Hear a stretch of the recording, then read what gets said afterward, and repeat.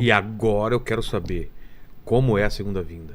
O que a gente pode esperar, o que tem de base na Bíblia, como pode ser essa segunda vinda. Então, a segunda vinda, você está falando não do arrebatamento, você está Não. falando da descida, né? É. A segunda vinda vai acontecer quando Israel estiver cercada pelos seus inimigos de tudo quanto é lado. Entendeu? Porque vai ter inimigo que vem do leste, vai ter inimigo que vem do norte, vai ter inimigo que vem do sul, e eles vão invadir Israel para destruir, para espoliar, para tirar tudo que tem e para cumprir o ódio que Satanás tem. Ele sempre tentou matar o povo judeu.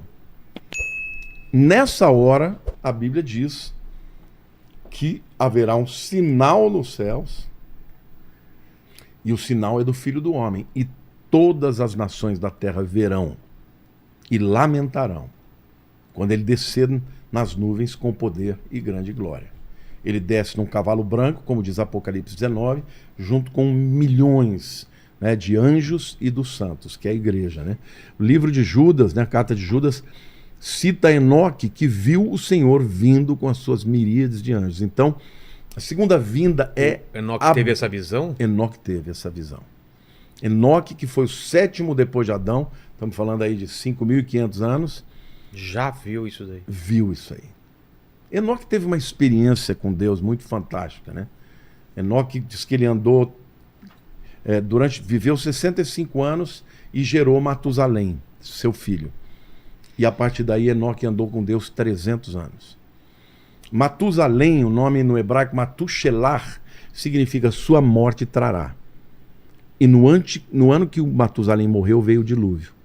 Então, o que aconteceu com Enoque? Que ele deu uma guinada na vida dele.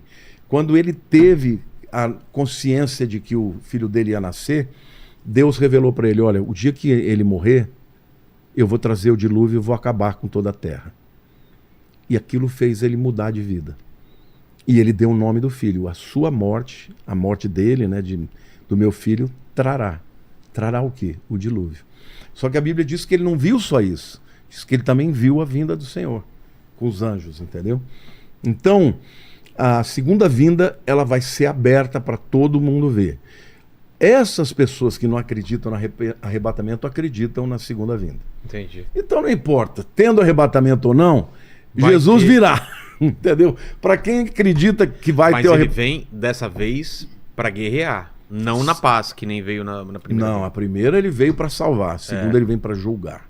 É mesmo? Vai julgar. Aí o bicho vai pegar. Aí o bicho vai pegar. Tanto é que no Armagedon, todos os inimigos vão morrer na hora. Mas a gente não deve esperar visualmente este ou aquele tipo de Jesus. Não dá para saber Não. como ele virá. A Bíblia fala... Pode ser uma mulher, por exemplo. Claro que não, né? Ah, não sei. Não, Jesus é o mesmo. Só que, por exemplo, em João capítulo 1, João tem uma visão de Cristo agora, como ele é no estado glorificado. Tá. Ele Então, descreve. ele escreve que ele vê cabelos brancos como a neve, olhos de fogo, pés como de bronze. Na verdade, ele está citando uma coisa parecida com o que ele enxergou. Ele viu Jesus completamente glorificado. Uma voz como de muitos trovões e águas, uma voz poderosa, né? Então Jesus vem, mas em corpo, ele é corpóreo. E Jesus é homem, ele é homem, não mudou de sexo, ele continua homem. Entendeu? E a idade aparente dele. Alguns dizem que ele vai ter a idade de 33 anos quando ele morreu. Entendi. Mas isso é uma conjectura não também. dá pra saber, né? Ele virá completamente com o corpo glorificado, vai ser uma visão que para aqueles que esperam por ele vão adorar, né?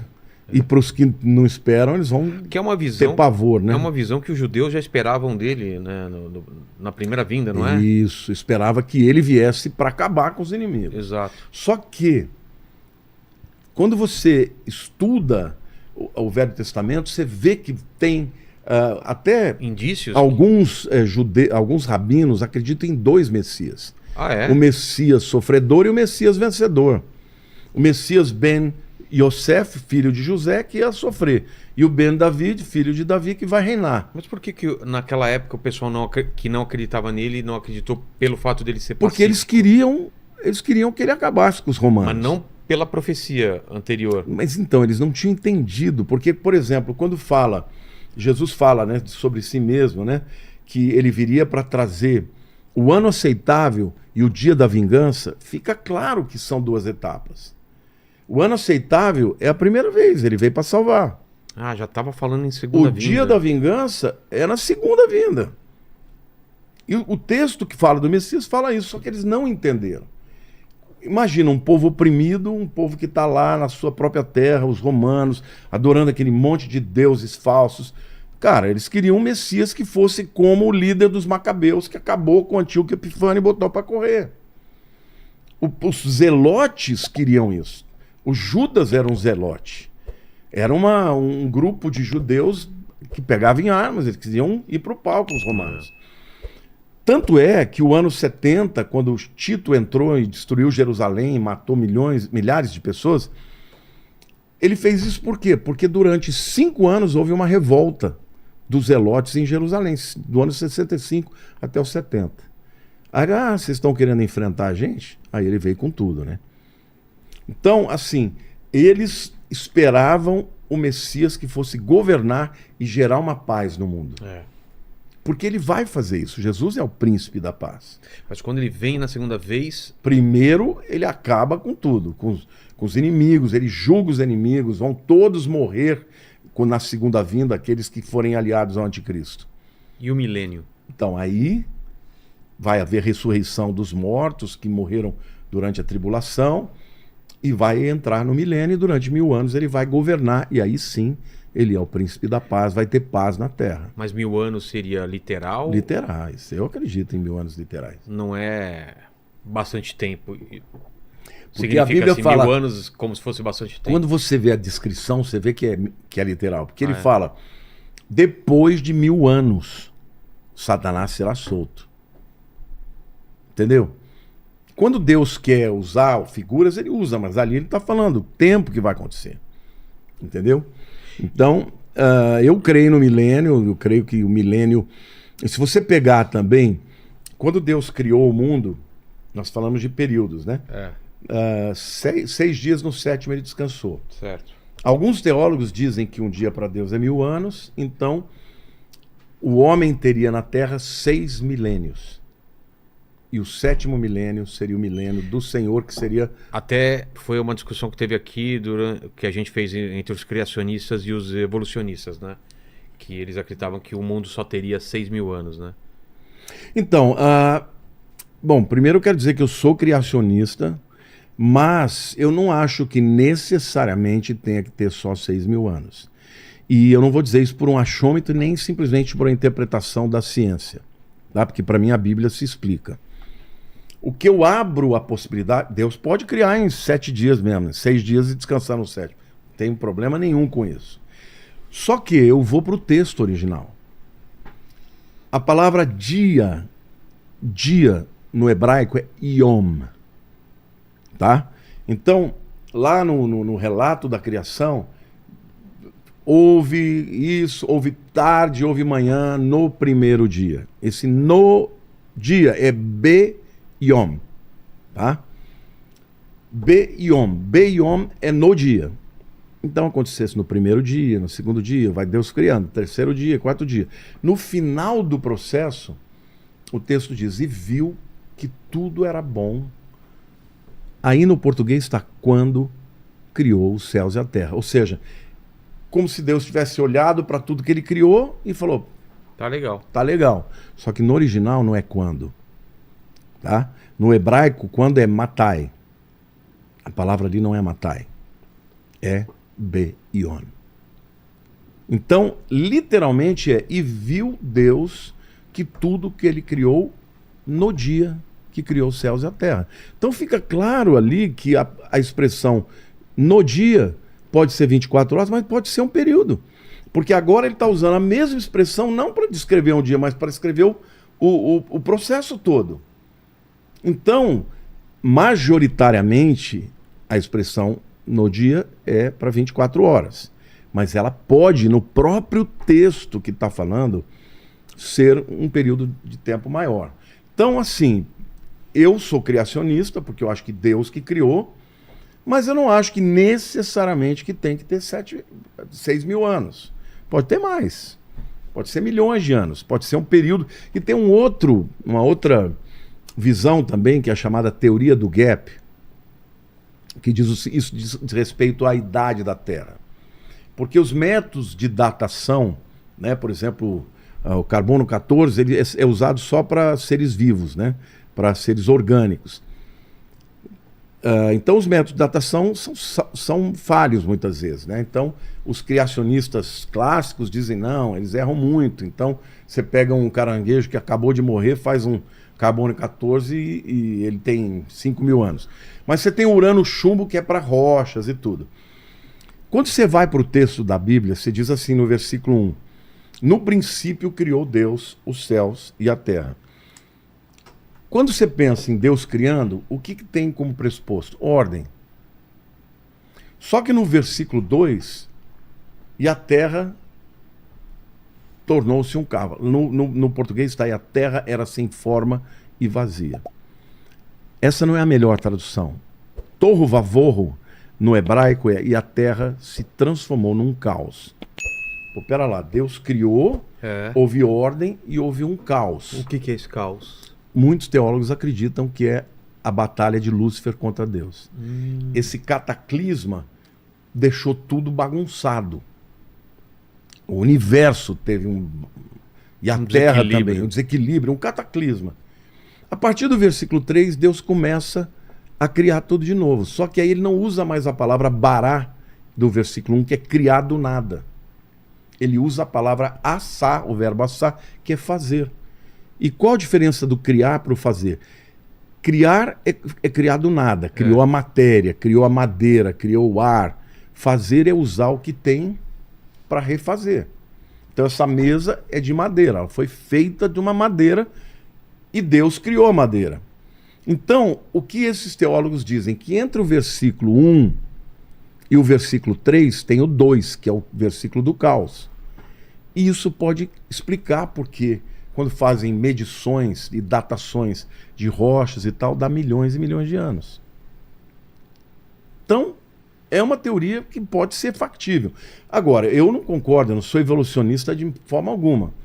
Porque, primeiro, a Bíblia diz que Deus criou todos os seres segundo a sua própria espécie. Segundo, não existe nenhum fóssil que seja híbrido entre uma espécie e outra. Se a evolução de espécies, era natural que houvesse, entendeu, seres que estivessem entre uma espécie e outra, não é? Você está evoluindo, então tem um aqui e tem alguns que estão no meio.